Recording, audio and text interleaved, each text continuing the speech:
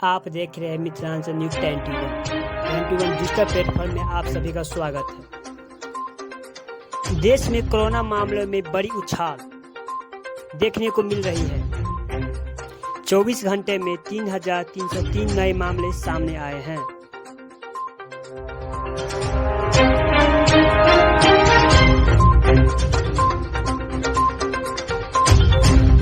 चौबीस घंटों में कोरोना से 39 मरीजों की जान गई।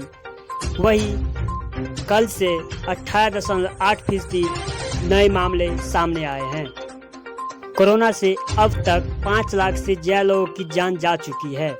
वहीं देश में कोरोना के मामलों में बड़ी उछाल देखने को मिल रही है। 24 घंटे में 3,303 नए मामले सामने आए हैं।